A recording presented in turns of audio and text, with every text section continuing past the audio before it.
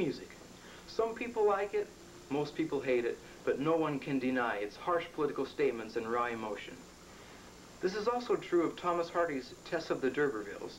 It contains raw emotion and strong statements against social injustice of its time. Coincidence? I don't think so.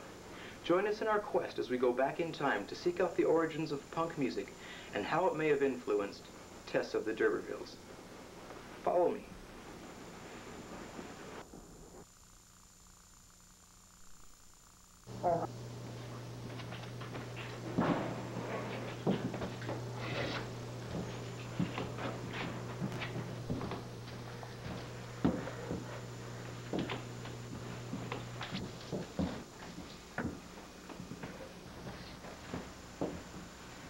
Thanks to the advances in modern time travel, we can actually go back in time and watch this event for ourselves.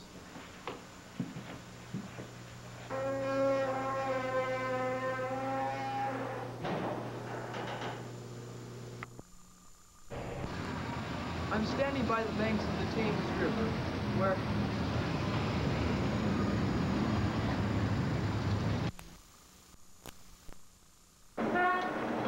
I'm standing on the banks of the Thames River, where I'm talking with a Mr. Cuthbert Clare. Excuse me, has any of you seen a Mr. Kurtz? No, we're trying to do an interview.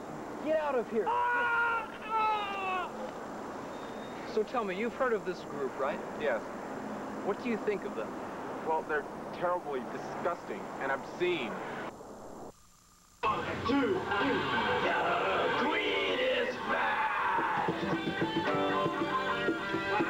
looks like a moth! Heaviest on the bottom!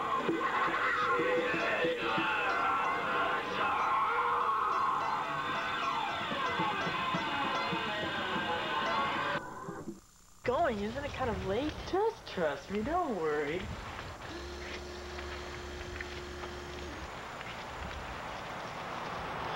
I'm speaking with the manager and publicity agent for the Victorian Guys.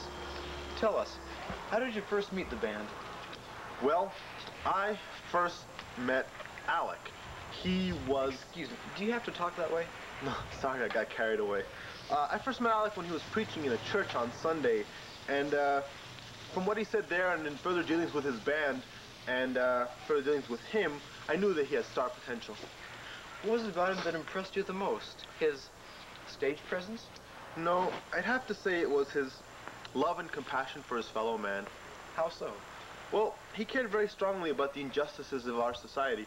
Why, he once took a young peasant girl and took her and her family under his wing when they needed help the most. I think her name was Durkeyfield or Turkeyfield, I don't quite remember, but it showed his compassion and love. Then it was this loving compassion that made him star material? Well, no. On second thought, it was his mustache.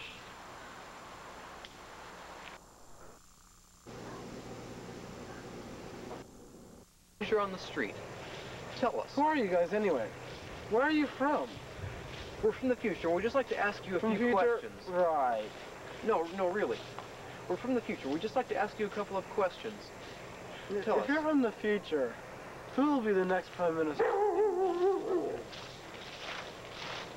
I don't know that. Well, what's the last question? Fake. Excuse me, have you seen Virtue? It seems to block Of Mr. John Derbyfield, where... That's D'Urberville, if you don't mind. No, not at all.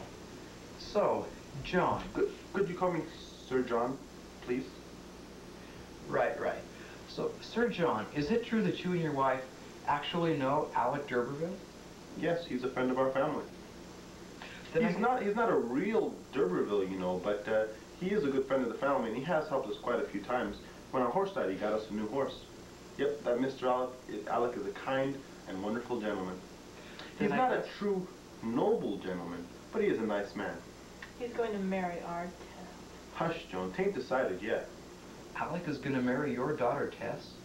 Well, we're hoping so, but we're a tad dubious about him being a commoner and our Tess being of such elevated ancestry, but we can make concessions. No need standing on principles. Is family ancestry really that important? Oh, it is important. It's the most important thing a man can know. Why, look at old Oedipus the king here.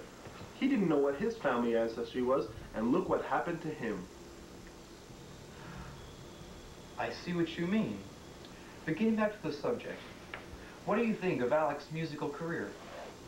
Alec has a musical career? Why, yes. Yes, he does. That's news to me. But if he is a singer, I'm sure he's a good one. Oh, I'm sure he is too. But if he is a singer, he's not a noble singer, but I'm sure he's a pretty good singer. Thank you, Mr. Derbyfield. D'Urberville, if you don't mind.